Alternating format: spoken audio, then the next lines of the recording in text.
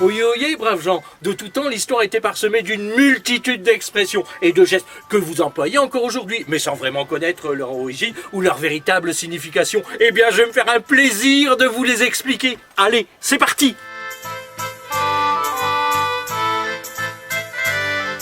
Nous allons voir une expression qui nous met plus ou moins mal à l'aise, dans une situation éclairée, et c'est « tenir la chandelle ».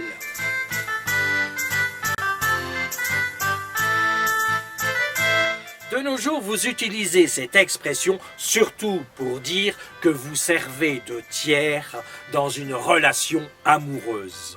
Par exemple, je suis sorti avec Isabelle et Annabelle. Je me suis dit, il y en a bien une des deux qui va tomber dans mon escarcelle. Que nenni! C'est moi qui ai dû tenir la chandelle! Mais d'où vient cette expression? L'expression nous vient du Moyen-Âge, plus précisément du XIIe siècle. À cette époque, on s'éclairait avec des chandelles, une sorte de bougie.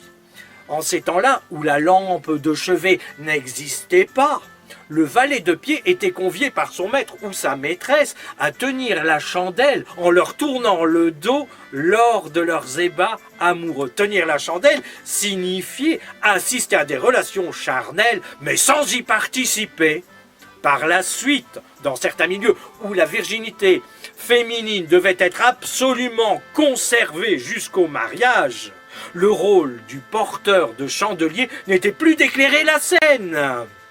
Ce dernier restait en dehors de la chambre et revenait qu'une fois l'acte terminé pour vérifier à l'aide de sa chandelle que la jeune mariée avait bien laissé une tache sur les draps, preuve de sa virginité. Voilà d'où vient cette expression.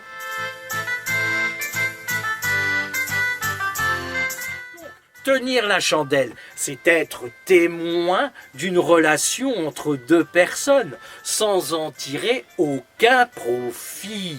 Moi, je pense que le jeu n'en vaut pas la chandelle. Pas de bougie avant les prières du soir. Allez, au revoir et à bientôt. Au revoir.